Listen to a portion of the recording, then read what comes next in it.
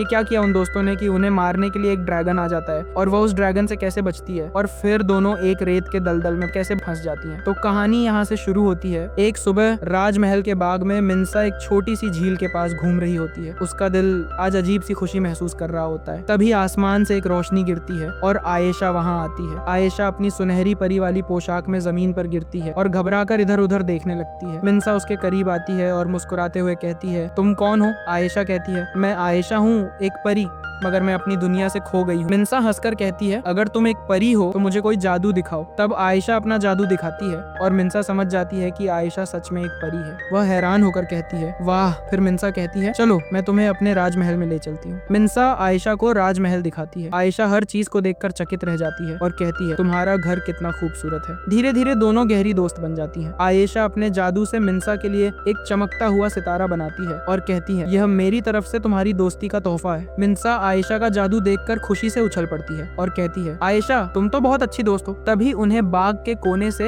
एक अजीब आवाज सुनाई देती है। दोनों आवाज के पीछे जाती हैं और एक पुराना दरवाजा देखती हैं। आयशा कहती है, यह दरवाजा किसी गुप्त दुनिया का लगता है। जैसे ही वे दरवाजा खोलती हैं, वे एक अलग ही दुनिया में पहुंच जाती हैं, जहां सब कुछ इंद्रधनुषी रंगों में चमक रहा होता है। मिन्सा आश्चर्य से कहती है, यहाँ सब कुछ कितना जादुई है। दोनों एक बड़ी चमकती हुई झील के पास पहुंचती हैं। आयशा अपने जादू से एक छोटी सी नाव बनाती है और कहती है, चलो इस जादुई सफर का मजा लेते हैं। वे दोनों नाव में बैठती हैं और झील के बीच में एक चमकता हुआ क्रिस्टल द्वीप देखती है। मिन्सा उत्साह से कहती है, वहाँ जरूर कुछ खास होगा। जब वे द्वीप पर पहुंचती हैं तो उन्हें एक विशाल क्रिस्टल पेड़ दिखता है जिसके पास एक रहस्यमयी बॉक्स रखा होता है। जैसे ही वे बॉक्स खोलती हैं, उसके अंदर से एक जादुई नक्शा निकलता है। मिन्सा नक्शे को देखकर कहती है, यह शायद किसी गुप्त दुनिया का रास्ता दिखाता है। नक्शा उन्हें एक जादुई जंगल की ओर ले जाता है। जंगल में उन्हें अजीब और प्यारे जीव मिलते हैं जो उनका स्वागत करते हैं। जैसे ही वे जंगल में आगे बढ़ती हैं, एक खौफनाक प्राणी उनके रास्ते में आ जाता है। उसका चेहरा एक डरावने ड्रैगन जैसा होता है। वह गरजती हुई आवाज में कहता है, तुम दोनों यहाँ से नहीं गुजर सकती, ये मेरा रास्ता है, मैं तुम्हें खत्म कर दूंगा। मिन्सा डर जाती है और तभी ड्रैगन उन पर हमला करने लगता है। आयशा जल्दी से अपने जादू से एक चमकती हुई ऊर्जा निकालती है और उसे ड्रैगन के मुंह पर छोड़ देती है। जैसे ही वह ऊर्जा ड्रैगन को छूती है,